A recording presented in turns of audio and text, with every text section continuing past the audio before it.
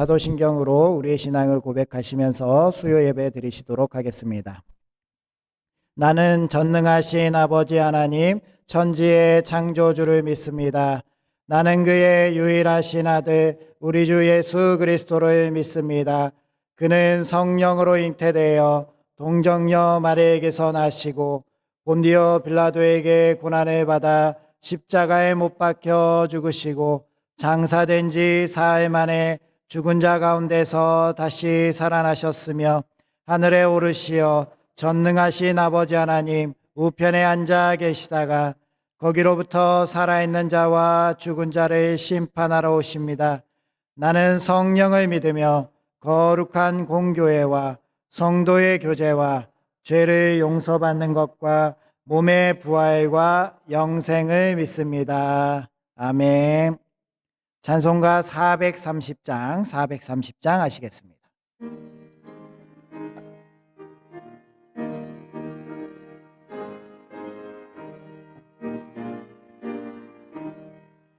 주와 같이 길 가는 것 즐거운 일 아닌가. 우리 주님 걸어가신 발자취를 밟겠네. 한 걸음 한 걸음 주 예수와 함께 날마다 우리 걸어가리. 어린아이 같은 우리 미련하고 약하나 주의 손에 이끌리어 생명길로 가겠네. 한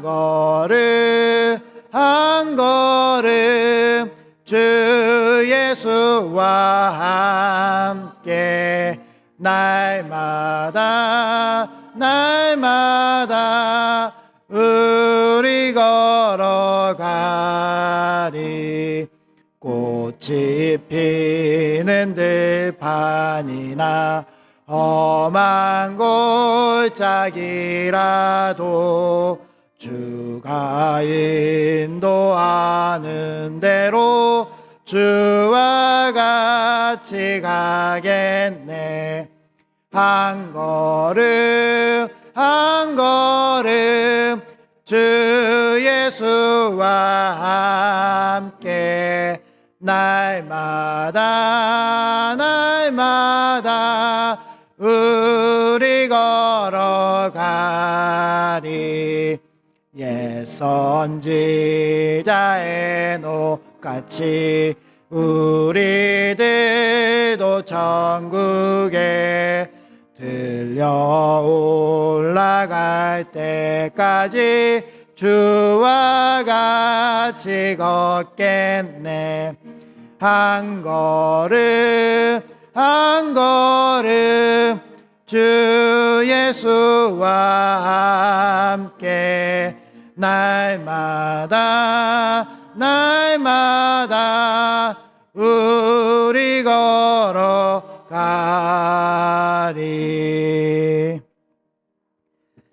나무정 권사님 기도 인도하시겠습니다.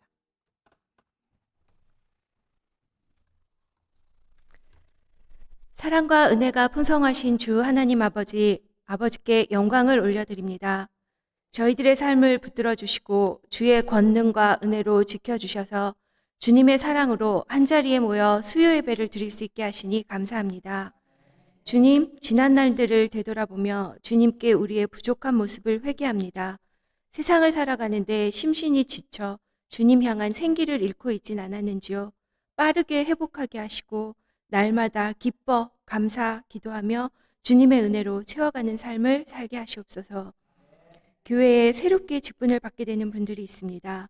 그 한 사람 한 사람에게 주어진 재능들을 깨달아 알게 하시고 각 사람을 통해 주님의 일하심을 경험케 하시며 기쁨의 통로가 되게 하여 주시옵소서. 주님의 한량없는 은혜와 축복을 베풀어 주시사 주어진 달란트와 성숙한 성품으로 주님의 영광을 드러내며 존중하고 배려하는 자로 든든히 세워 주시옵소서. 주님께서 주시는 성령 충만함으로 기쁨과 열심으로 신앙생활 할 수 있게 하여 주시옵소서.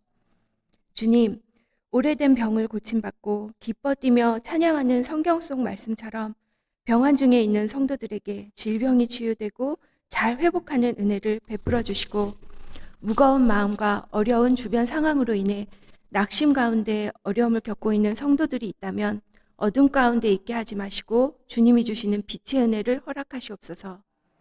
주님을 향해 중심을 단단히 잡고 나아가게 하시고 주님 안에 거하며 평안하게 하시옵소서. 우리를 강건케 하시고 자비와 긍휼하심으로 도우시며 늘 함께하여 주시옵소서. 주님, 경제적 어려움 가운데 있는 지체들이 있습니다.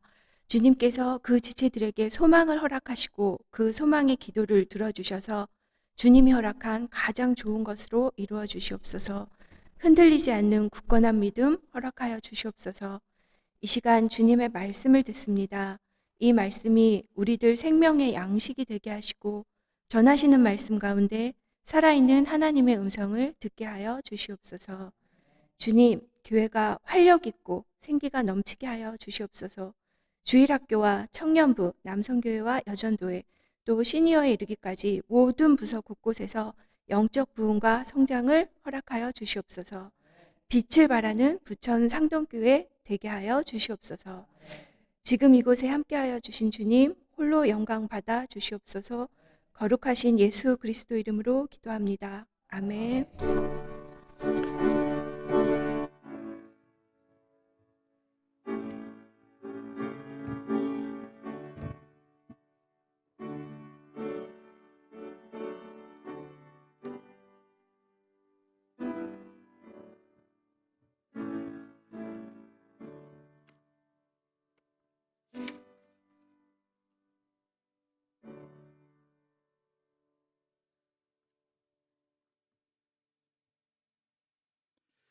교회 소식 한 가지 전해드리도록 하겠습니다.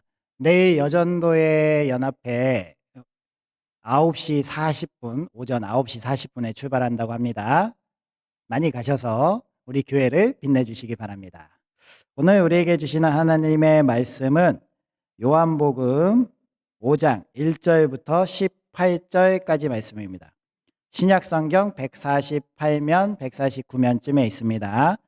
요한복음 5장 1절부터 18절까지 말씀입니다.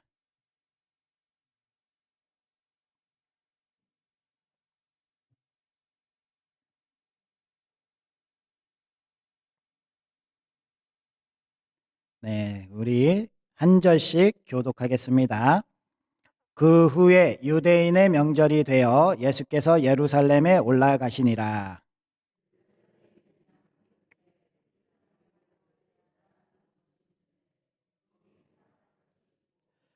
그 안에 많은 병자, 맹인, 다리 저는 사람, 혈기 마른 사람들이 누워 물의 움직임을 기다리니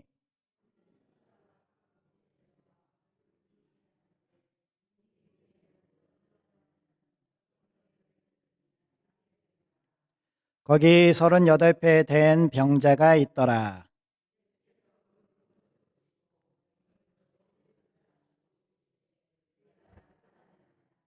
병자가 대답하되 주여 물이 움직일 때에 나를 못에 넣어주는 사람이 없어 내가 가는 동안에 다른 사람이 먼저 내려가나이다.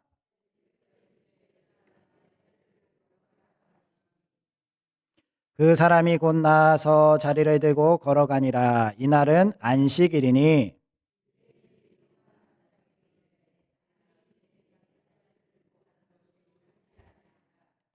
대답하되 나를 낫게 한 그가 자리를 들고 걸어가라 하더라 하니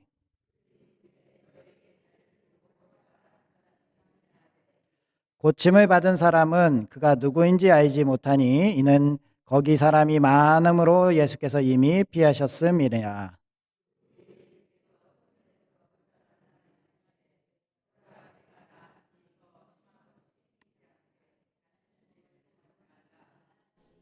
그 사람이 유대인들에게 가서 자기를 고친 이는 예수라 하니라.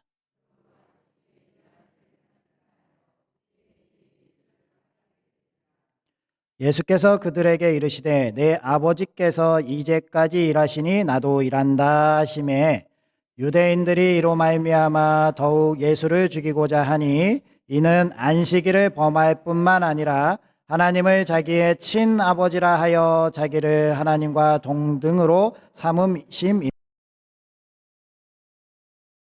여러분들 인사하겠습니다. 하나님께서 함께 하시길 원합니다. 하나님께서 복 주시길 원합니다.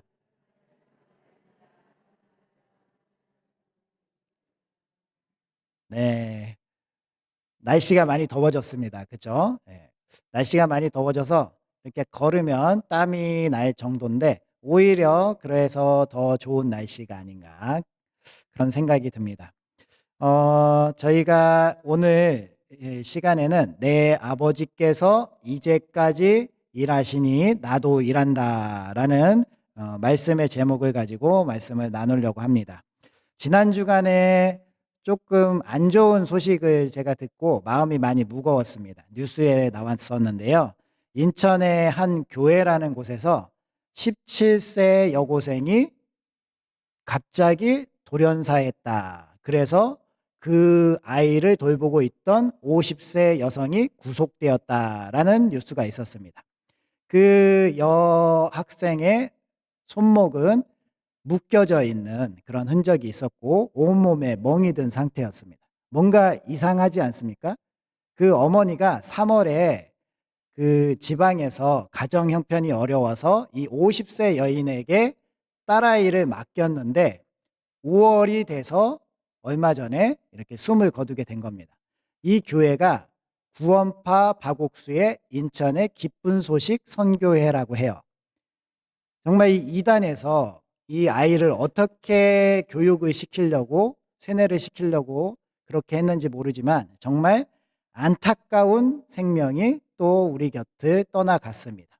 저는 이 뉴스를 보면서 참 많이 가슴이 무거웠고 저 아이의 죽음은 우리의 책임과 무관하지 않다라는 그러한 마음이 생각이 들었습니다. 우리가 좀 더 복음을 열심히 전파했다면 그 구원파가 한국에서 뿌리를 내리지 못하고 다 뽑혀져 없어졌다면 이런 일은 일어나지 않았을 텐데 라는 그런 아쉬움이 많이 있었습니다. 구원을 깨달음으로 알아야 된다. 그래서 구원받은 날짜와 구원받은 시간을 아느냐? 모르면 그것은 구원받은 것이 아니다라고 이야기하는 그들. 그리고 구원은 한번 확정되었기 때문에 다시는 회개하지 않아도 된다. 그러니 회개한다. 나는 죄인이라 얘기하는 사람은 지옥에 속한 사람이니 절대 그렇게 하면 안 된다라고 이야기하는 그들. 그들이 바로 구원파입니다. 그 구원파에 빠진 사람들이 여전히 많이 있다라는 그 아쉬움이 우리를 슬프게 합니다. 우리는 하나님의 복음을 맡은 자로서 이 이단 사이비들을 다 물리치고 죽음으로 가고 있는 불쌍한 영혼들을 한 생명이라도 다 살리기 위해서 힘써야 할 줄 믿습니다. 따라서 우리 건강한 교회들이 힘써 일할 수 있는 그런 교회가 되어야 합니다. 아버지께서 이제까지 일하시는데 우리는 마음 놓고 이제 그만해도 되겠지라는 생각을 하고 있다면 그것은 우리의 착각이고 우리의 잘못된 생각입니다. 우리는 멈출 수 없습니다. 한 생명이 예수님께서 이 땅에 오시는 그 순간까지 놓치지 않을 수 있도록 우리는 불쌍한 그 영혼들을 향해서 나아가는 우리가 되어야 할 줄 믿습니다. 오늘 말씀은 예수님께서 예루살렘에 두 번째 올라가신 말씀입니다. 예수님께서는 유대 명절이 되어서 두 번째 예루살렘에 올라가셨다라고 요한복음에 기록이 되어 있습니다. 예수님이 올라가신 곳은 예루살렘 북쪽에 함대와 망대 가까이 있던 양문 곁에 있는 베데스다란 연못입니다. 이 베데스다라는 이름은요, 베트와 헤세드라는 단어의 합성어입니다. 베트라는 것은 집이라는 의미고요.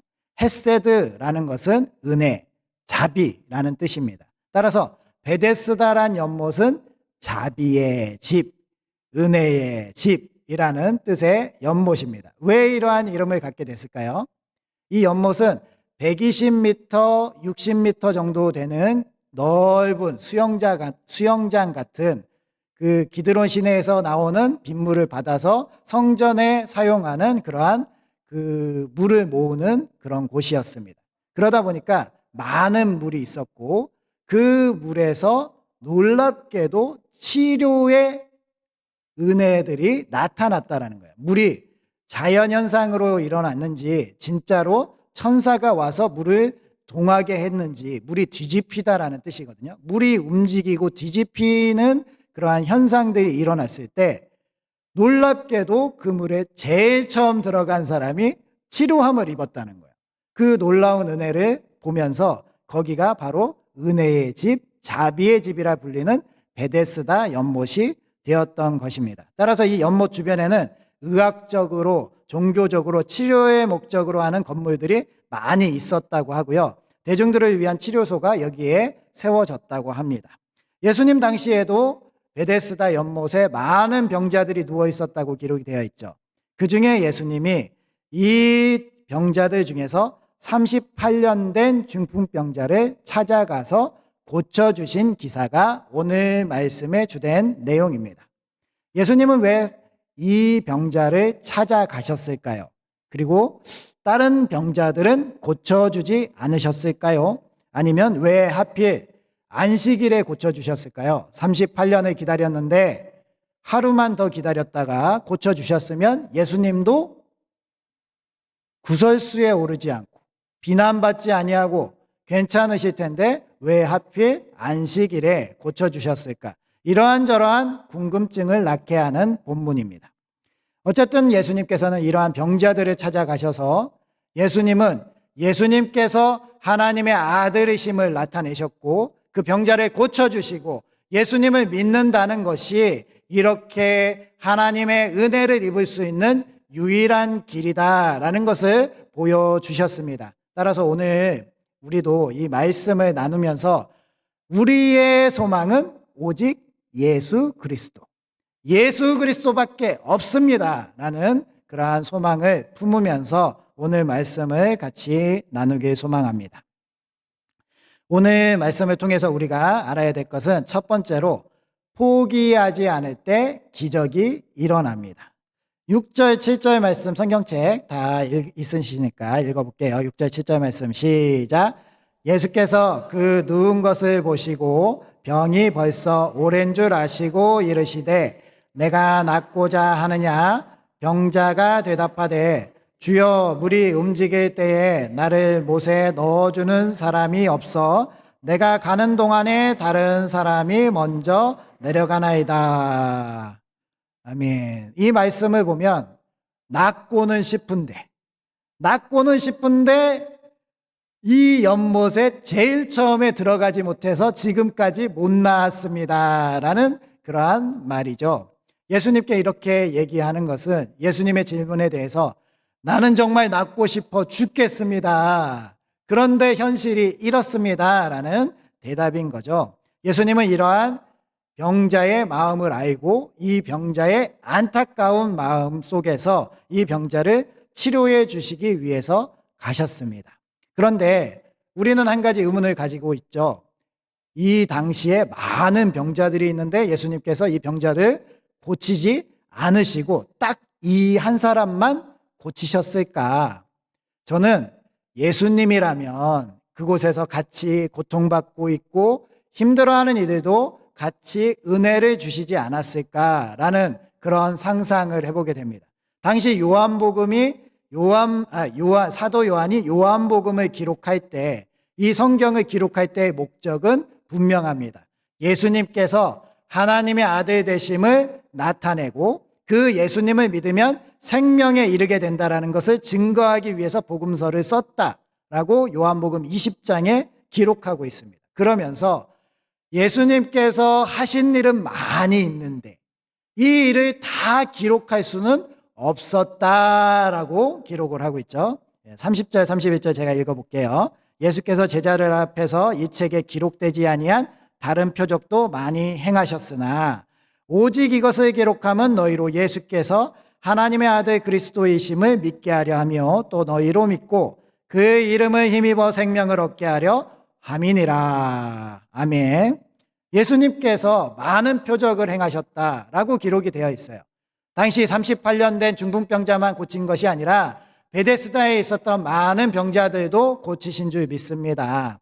예수님은 이처럼 많은 병자들, 어려워하는 사람들, 연약한 사람들, 슬퍼하는 사람들, 상처받은 사람들의 유일한 소망이시고 정말 그분들에게 다시 회복돼서 완전함으로 나아갈 수 있는 유일한 길 되신 분입니다.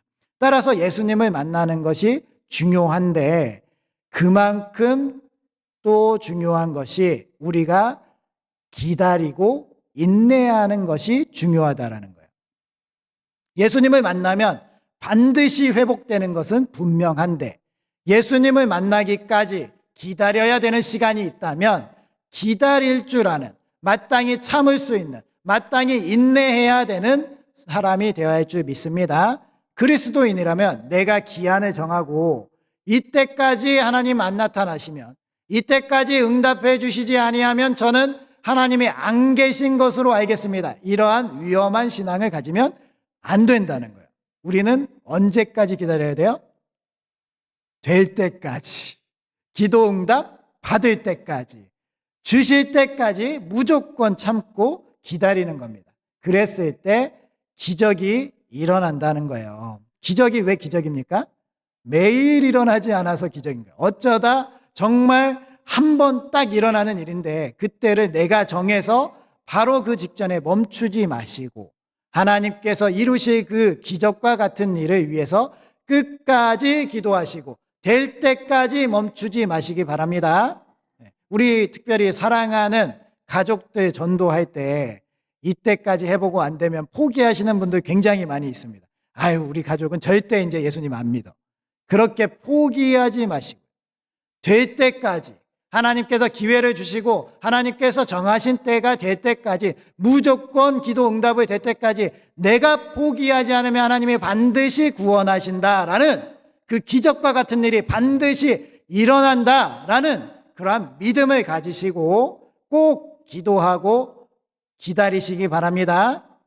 절대 포기하시면 안 돼요. 하나님께서 반드시 이루어 주실 것입니다. 제가 목회를 배울 때 저희 선배 목사님들이 저에게 해주신 말씀은요, 목회는 엉덩이로 하는 거야 라는 말입니다. 엉덩이로 무겁게 진중하니 계속 눌러 앉아서 자꾸 들썩들썩하고 움직이지 말고 여기저기 기웃대지 말고 엉덩이를 굳게 붙이고 하나님 편에 눌러 앉아서 계속적으로 기다리는 것이 목회다라고 저한테 알려주셨는데요. 이 목회뿐만 아니라 신앙생활이 다 그런 것 같습니다. 우리가 하나님을 믿는다고 하면, 예수님을 의지하고 신뢰한다고 하면 우리가 안 되나? 혹은 다른 곳에 한번 생각해 볼까라고 이렇게 마음을 움직이지 마시고 하나님께 뜻을 두었다면 끝까지 하나님께 맡기는 우리가 되어야 할 줄 믿습니다. 호세아서에 보면 호세아라는 선지자가 나옵니다. 이 호세아라는 이름은 하나님께서 구원하신다라는 이름인데요. 하나님은 이 호세아 선지자에게 하나님이 얼마나 사람들, 이스라엘 백성들을 참으시고 기다리시고 인내하시는지에 대해서 말씀해 주셨습니다. 호세아에게 내가 하나님으로서 이스라엘 백성을 얼마나 사랑하는지 너가 몸소 실천해 보여라 하면서 고멜이라는 음탕한 여인과 결혼을 시키셨습니다. 그에게 그 음탕한 여인을 사랑하는 것이 얼마나 힘들고 사랑해서 데려오면 도망가고 사랑해서 데려오면 도망가고 사랑해서 데려오면 또 도망가는 그러한 안타까움 속에서도 그래도 참고 사랑하기에 기다리고 그래서 용서하는 그 사랑을 하나님이 몸소 보여주셨다는 거예요. 우리를 향한 하나님의 사랑이 이렇게 지고지순하고 오래 참으시면서 끝까지 우리를 기다리신다면 우리도 포기하지 말아요. 우리도 하나님을 향해서 내 사랑을 확증하고 하나님께서 내게 은혜를 주실 때까지, 내 기도에 응답이 될 때까지 기다리고 바라고 소망하는 우리 부천 상동교회가 되어야 할 줄 믿습니다. 우리가 그렇게 하나님을 찾아서 기다리고 하나님께 나아가면 하나님은 우리 가운데 반드시 응답도 주시고 열매를 주실 줄 믿습니다. 우리가 급하게 초조하게 서두르지만 않으면 반드시 하나님은 우리 교회와 함께 하시며 열매를 주실 것입니다. 두 번째로요, 예수님은 안식일의 주인 되십니다. 10절, 11절 말씀도 한번 읽어보겠습니다. 시작.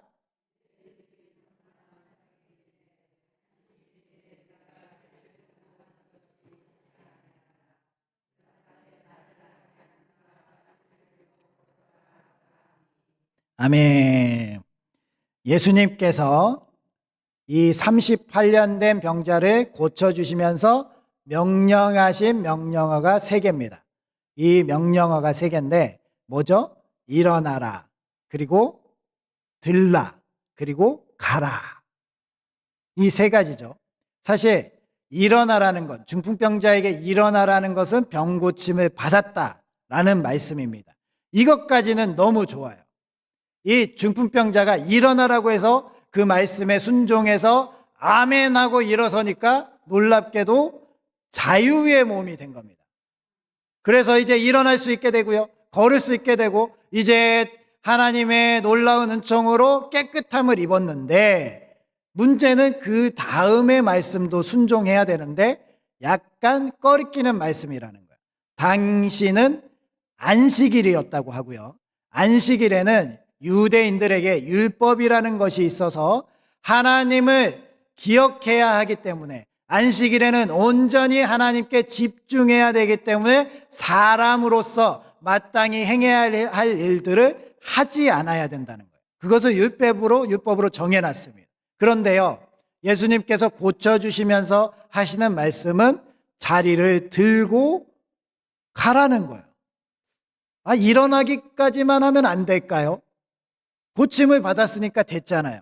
그냥 안식일을 어기지 않고 돌아가면 모든 것이 다 괜찮을 텐데요 라고 이야기하며 불순종했을 수도 있습니다. 그런데요, 이 중풍병자는 예수님의 말씀에 100% 순종하게 됩니다. 일어났죠. 그리고 자리를 들고 가게 됩니다. 유대인들이 지적합니다. 아니, 왜 그 자리를 들고 가느냐? 오늘은 안식일이다. 그랬을 때 이렇게 얘기하죠. 나를 고쳐준 이가 들고 가라 하니 나는 들고 갑니다. 왜요? 나를 고쳐준 이가 바로 안식일의 주인입니다 라는 고백인 거죠. 예수님은 안식일의 주인이신 줄 믿습니다. 예수님은 이 땅에 오실 때 율법을 폐하러 오시지 아니하고 율법을 완성하러 오셨다라고 말씀하셨어요. 그러한 말씀은 유대인들이 그렇게 목숨처럼 지키고 있는 율법, 그 율법이 자신의 지위와 권력을 유지시켜주고 자신이 백성들 위에 군림할 수 있게 해주는 그 율법이 무너지지 않기 위해서 형식적으로 꼭 붙들고 지키는 그 율법이 정신을 잃어버렸음을 예수님께서 지적하고 계신다는 거예요. 안식일이라는 것만 해도 그렇습니다. 안식일의 주인이 하나님이시고 하나님께서 살아계시고 하나님께서 그 날의 주인이시고 하나님께만 집중해야 되는 날이라고 하면 유대인은 어디에 집중해야 됩니까? 하나님께 집중해야 돼요. 그런데 지금 옆에 있는 사람이 율법을 어기느냐 어기지 않느냐에 혈안이 돼서 눈을 뜨고 집중하고 있다라는 거예요. 겉으로는 아무것도 하지 않으면서 하나님을 생각하는 게 거룩한 거다, 나는 율법을 지킨다고 말하고 있지만 실제로 자신의 생각은 사람들을 감시하면서 사람들이 율법을 어기지 않을까? 그러면 그 사람을 잡아내야지 라는 생각을 가지고 하나님께 집중하지 않고 사람을 집중하고 있는 그들의 현실을 예수님이 지적하고 계신 거랍니다. 하나님의 아들이신 예수님이 이 땅 가운데 왔는데도 알아보지도 못할 뿐더러 하나님께도 집중하지 못하고 있는 그들의 잘못된 신앙관, 그리고 그 율법이라는 허울 속에 그들은 실제로 껍데기만 남은 신앙인이 되었다는 겁니다. 예수님은 이러한 껍데기만 남은 그러한 유대인들을 책망하셨습니다. 오늘날 우리 교회도, 한국교회도 100년이 훌쩍 넘어갔습니다. 그러다 보니 100년이 넘은 교회들도 많이 생기고요. 우리 교회는 27주년이 됐지만 청년교회죠. 27살이지만 100년이 넘은 교회들이 많이 있습니다. 그런 교회들에 가면은 전통이라는 것이 있어요. 전통이라는 것. 그 전통이라는 것이 굉장히 좋은 것입니다. 이것이 잘 계승되고 전통이라는 것이 잘 이어져 가면 하나님의 은혜를 잘 나눌 수 있는 그러한 좋은 것임에도 불구하고 그 교회들에서 정말 이 전통이라는 이름으로 사람들을 옥죄고 오히려 자유롭게 하나님을 만나고 신앙생활하는 것을 못하도록 붙잡아 매는 일들이 많이 있다라는 거예요. 우스갯소리로 이런 얘기가 있습니다. 여기 있는 종이 이쪽으로 옮겨가는데 30년이 걸린다는 거예요. 이게 무슨 얘기냐면 옮길 수가 없다라는 거예요. 일로. 여기에 종을 놓은 분이 눈에 흙이 들어가기 전에는 이거를 1cm도 옮길 수 없다. 그런 것들이 교회 내에 암묵적으로 이루어지고 있다는 것. 너무나도 안타까운 현실입니다. 제가 전에 교회에 있을 때 다른 교단에, 보수적인 교단에 은퇴 장로님이 교회에 등록하신 적이 있었어요. 등록하시고 나서 예배 오실 때마다 항상 소리를 지르시는 거예요. 왜 이렇게 소리를 지르시냐면요. 이 거룩한 예배당에 드럼이 앞에 있는 게 마음에 안 든다는 거예요. 사탄의 악기가 저 앞에 있어서 예배를 방해한다고 교회 올 때마다 다른 분들의 예배를 방해하시더라는 거예요. 이 드럼이라는 악기가 사탄의 악기라는 그러한 생각, 그 예전의 생각, 예전에 그룹들이 하던 음악들이 잘못된 음악들이 있어서 그때 사용됐던 대표적인 악기가 드럼이라고, 드럼이 저기 있으면 하나님의 거룩한 임재를 방해한다고 생각하는 그러한 마음이 결국에는 그 울분으로 그 예배당 가운데 나왔지만 실질적으로 이 드럼이 예배를 방해하는 것이 아니라 그 장로님이 예배를 방해하고 계셨다는 거예요. 사실 우리는 이러한 모습이 우리 가운데도 나타날 수 있음을 경계해야 합니다. 안식일의 주인이신 예수님께서 원하시는 것은 우리가 온 마음과 정성을 다해서 예배드리고 하나님께 집중하고 예수님을 사랑하는 것이지, 우리가 형식적으로 전통으로 우리 스스로를 올가매고 그것을 가지고 제도를 만들어내서 하나님의 영광을 드리는 일에 자꾸 막는 것을 원하지 않는다는 것. 따라서 우리는 이 전통과 하나님을 향한 그 사랑이 잘 조화될 수 있도록 그렇게 교회를 아름답게 만들어 가야 할 줄 믿습니다. 그래야 우리 교회가 더 주님 안에서 따뜻하고 뜨겁고 행복한 교회로 나아갈 수 있다는 것을 꼭 기억해 주시기 바랍니다. 세 번째로요, 자유함을 입은 우리가 해야 할 일은 바로 예수 그리스도를 전하는 일입니다. 14절 15절 말씀도 한번 읽어보겠습니다. 시작. 그의 예수께서 성전에서 그 사람을 만나 이르시되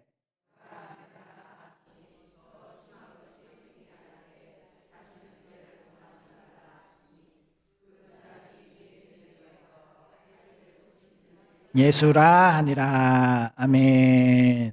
우리가 이 세상에서 삶을 살아가고 하나님의 아들 예수 그리스도를 믿음으로 인해서 구원을 받았다면 자연스럽게 하나님이 주시는 하늘의 기쁨과 행복을 누리면서 살아갈 수 있습니다. 이 누림은 우리가 절제할 수 없는, 정말로 너무나도 행복한 것입니다. 따라서 이 고침을 받은 사람, 이 고침을 받은 중풍병자는요, 예수님이 자신을 고쳐주셨다는 것을 알았을 때 이 기쁨 속에서 어느 누구에게나 가서 나는 중풍병자였는데 내가 38년 동안 이렇게 병으로 고통을 받았었는데 예수님이란 분이 나를 하나님의 이름으로 고쳐주셨습니다. 그래서 나는 낫게 되었습니다. 예수님이 메시아입니다라고 전할 수 있는 용기가 생겼고 주체할 수 없는 기쁨이 생겼다는 겁니다. 우리도요, 이러한 예수님의 이름을 증거함에 있어서 담대하게 기쁨에 차서 전할 수 있는 그러한 그리스도인들이 되어야 할 줄 믿습니다.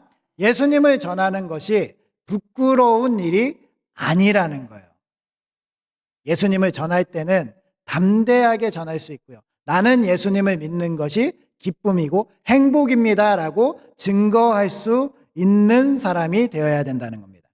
우리가 잘 아는 것처럼 홍길동전에 보면 홍길동이 아버지한테 이렇게 대사를 하거든요.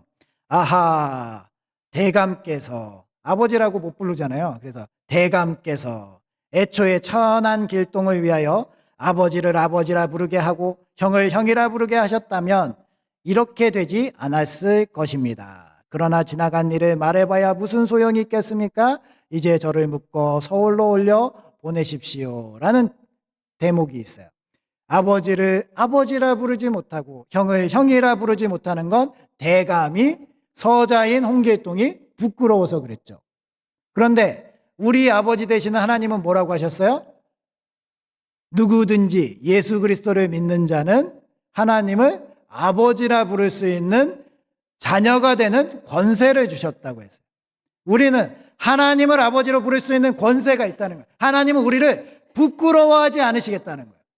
그런데 하나님께서 우리를 부끄러워하지 않으시고 예수님께서 우리를 부끄러워하지 않으시는데 우리는 세상에 나가서 예수님을 부끄러워하고 하나님을 믿는 것을 부끄러워한다면 하나님이 얼마나 마음이 아프시겠습니까?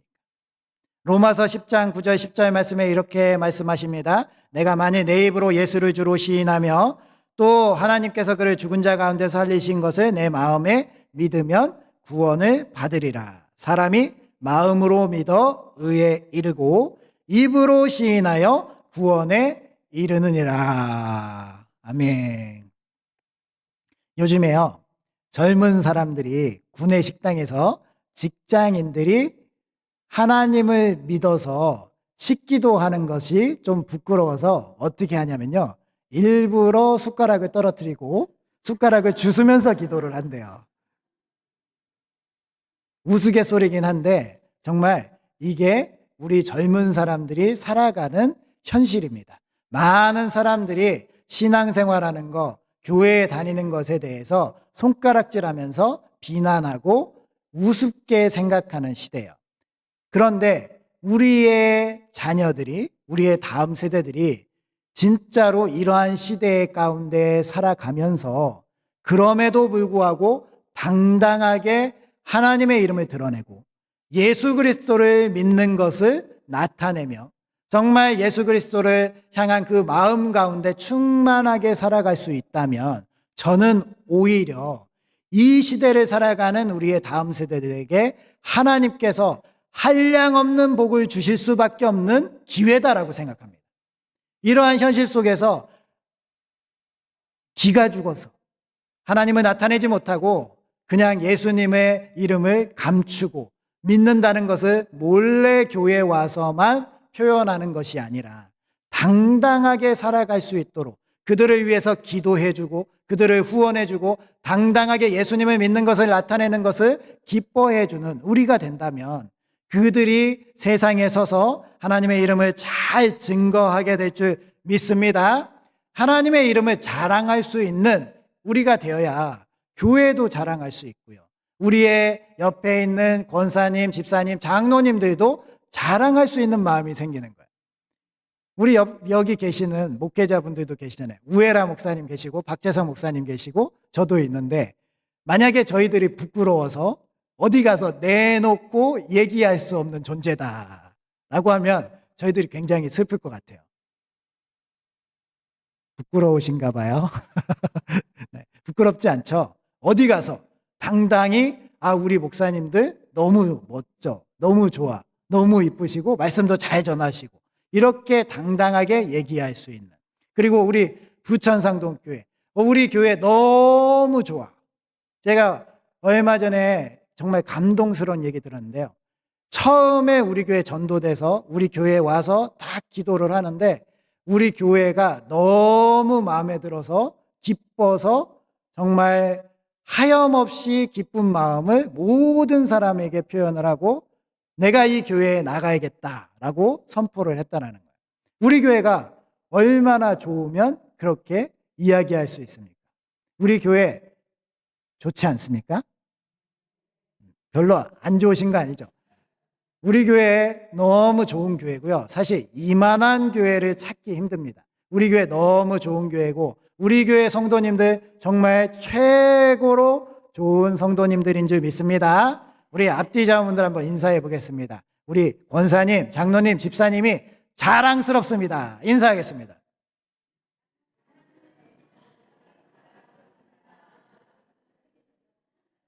자랑스러우신 거 맞으시죠? 어디 가서 그럼 자랑하시는 거예요? 꼭 자랑하시기 바랍니다. 우리 교회에 어떠한 장로님이 계신데, 어떠한 집사님이 계시고, 어떠한 권사님이 계신데 너무 좋아, 너무 기뻐. 정말 그분만 생각하면 예수님 믿는 게 정말 너무 잘했다는 생각이 든다. 라는 자랑을 꼭 하셔야 할 줄 믿습니다. 저는요, 우리 교회가 우리 교회 성도님들에게만 자랑스러운 교회가 아니라 이 지역사회에 자랑스러운 교회가 될 줄 믿습니다. 우리 옆에 있는 부인 초등학교, 부인 중학교에서도 부천상동교회가 있어서 너무 좋아요. 정말 이런 교회가 있다면 100개가 있어도 좋다라고 이야기할 수 있는 그런 교회가 됐으면 좋겠고요. 여기 주변에 있는 반달 마을 주변의 아파트 분들이 부천상동교회가 있어서 너무 행복하다고, 우리 지역을 위해서 기도해줘서 너무 좋다고, 이런 칭찬하는 말들이 들려주기 원하고요. 그리고 우리 앞에 있는 저기 중고차 매매 단지, 거기에 일하는 직원이 예전에는 2,000명까지 있었고요. 지금은 많이 줄어서 한 800명 정도 계신다고 하는데 그분들이 다 인정하는 교회, 정말 부천상동교회는 정말 참교회다라고 인정할 수 있는 교회가 된다면 우리 교회는 정말 더할 나위 없는 그러한 행복한 길로 나아가게 될 줄 믿습니다.